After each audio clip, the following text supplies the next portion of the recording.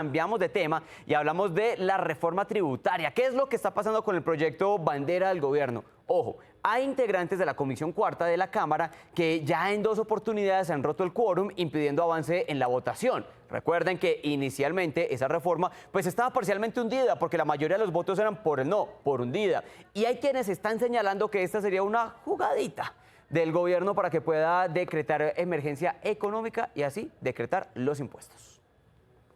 ¿Qué está pasando con la discusión de la tributaria? Un debate subido de tono. Aquí lo que hay que hacer es una vendetta contra el gobierno nacional. Cuando uno es un ignorante como usted, que no sabe de Hacienda Pública. Pero ¿por qué no avanza la decisión? Levantamos la sesión y citamos para reanudar el debate el próximo martes. Durante 2 semanas el quórum se ha desconfigurado por parte de los integrantes de la Comisión Cuarta de Cámara.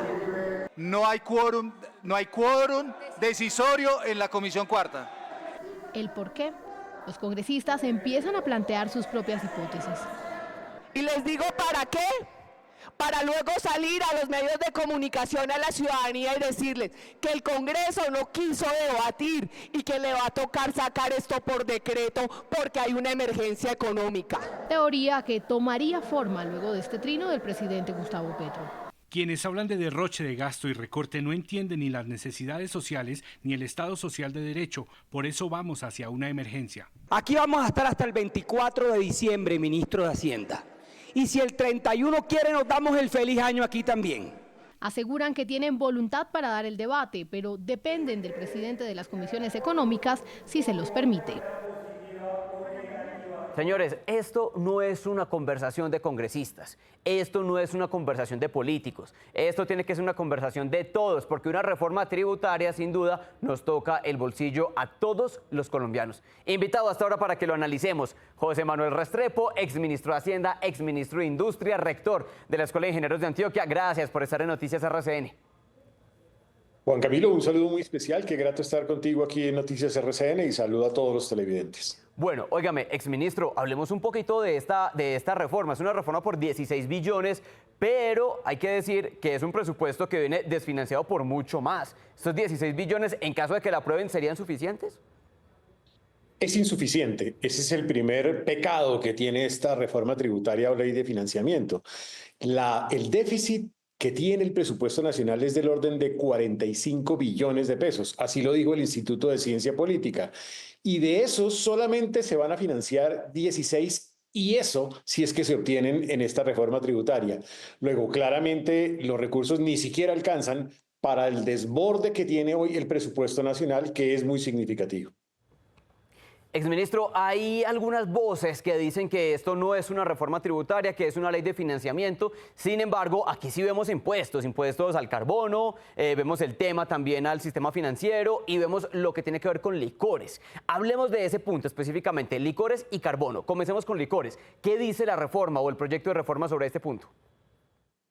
Este proyecto de reforma tributaria, que evidentemente busca financiar un presupuesto desfinanciado y por eso se le llama ley de financiamiento, incorpora 2 tipos de impuestos, unos de IVA y otros referidos a los impuestos corporativos. En el caso de IVA, le establece un aumento en los impuestos que hoy tienen los licores. En una primera etapa se había incluido la cerveza, ya en la siguiente etapa se eliminó, pero se dejan el resto de los licores, que de hecho ya tienen una tasa impositiva significativamente alta.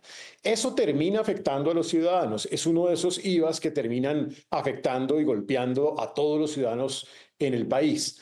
Pero por el otro lado están los impuestos corporativos, que terminan siendo antitécnicos porque lo que hacen es que elevan la carga corporativa, la carga impositiva del sector productivo y por ende desaniman la reactivación económica, que hoy es tan importante porque sin activación económica no va a haber recaudo tributario y lo estamos viendo en un muy mal nivel de recaudo tributario que está teniendo la DIAN, por debajo de las metas.